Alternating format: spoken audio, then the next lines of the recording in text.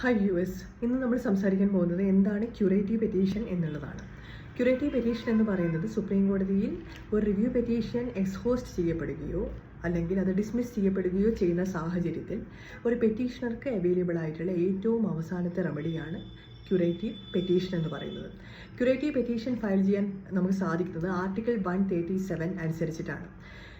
Curative petition article 137 എന്താ പറയുന്നതെന്ന് വെച്ചാൽ സുപ്രീം കോടതിയുടെ തന്നെ വിധികൾക്കെതിരെ അത് റിവ്യൂ ചെയ്യാനുള്ള അധികാരം കൊടുക്കുന്ന ആർട്ടിക്കിളാണ് ആർട്ടിക്കിൾ 137. അതേപോലെ ആർട്ടിക്കിൾ 142 അനുസരിച്ചും ക്യൂറേറ്റീവ് പെറ്റീഷൻ ഫയൽ ചെയ്യാൻ സുപ്രീം കോടതിയിൽ നമുക്ക് സാധിക്കും. സുപ്രീം കോടതിക്ക് ഇത്തരം പെറ്റീഷൻസ് എലോ ചെയ്യാനുള്ള റൈറ്റ് എന്ന് പറയുന്നത് ഇൻഹറൻ്റ് ആയിട്ടുള്ള റൈറ്റാണ്. ക്യൂറേറ്റീവ് പെറ്റീഷൻ ഏതൊക്കെ സാഹചര്യത്തിലാണ് ഫയൽ ചെയ്യപ്പെടുന്നതെന്ന് നമുക്ക് നോക്കാം. അതായത് സുപ്രീം കോടതിക്ക് ബോധ്യമാവുകയാണ് സുപ്രീം കോടതിയുടെ പ്രോസസ്സ് അബ്യൂസ് ചെയ്യപ്പെട്ടു, അല്ലെങ്കിൽ സുപ്രീം കോടതിക്ക് ഒരു gross miscarriage of justice cure ചെയ്യണം. ഇത്തരം സാഹചര്യങ്ങളിലാണ് നോർമലി ക്യൂറേറ്റീവ് പെറ്റീഷൻസ് എലോ ചെയ്യുന്നത്. പിന്നെ ഏതെങ്കിലും ഒരു നാച്ചുറൽ ജസ്റ്റിസ് പ്രിൻസിപ്പിൾ വയലേറ്റ് ചെയ്യപ്പെട്ടു എന്ന് സുപ്രീം കോടതിക്ക് ബോധ്യപ്പെടുകയാണെങ്കിൽ സുപ്രീം കോടതി ക്യൂറേറ്റീവ് പെറ്റീഷൻസ് എലോ ചെയ്യുന്നു. അതേപോലെ തന്നെ സുപ്രീം കോടതിക്ക് ബോധ്യപ്പെടുകയാണെന്ന് വിചാരിച്ചോ, ഇപ്പോൾ ഒരാൾക്കെതിരെ ഉണ്ടായിരുന്ന ജഡ്ജ്മെൻറ്റ് എന്തെങ്കിലും ഒരു ബയസ് ആ ജഡ്ജ്മെൻറ്റിൽ സംഭവിച്ചു, അല്ലെങ്കിൽ ആ ഒരു ജഡ്ജ് ബയസ്ഡ് ആയിരുന്നു എന്ന് സുപ്രീം കോടതിക്ക് തോന്നുന്ന സാഹചര്യത്തിൽ സുപ്രീം കോടതി ക്യൂറേറ്റീവ് പെറ്റീഷൻസ് എലോ ചെയ്യുന്നു.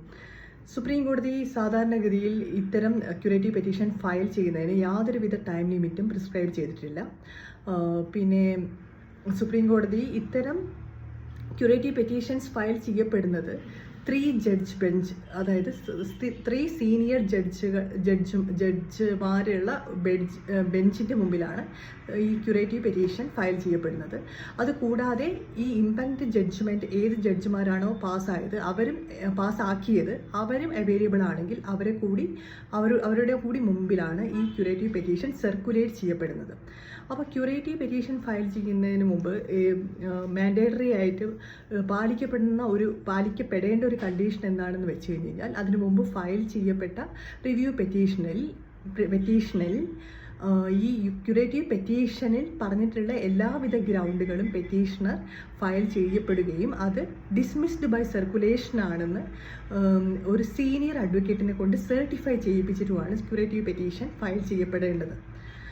ഇത്രയാണ് ക്യൂറേറ്റീവ് പെറ്റീഷനെ കുറിച്ച് എനിക്ക് പറയാനുള്ളത്.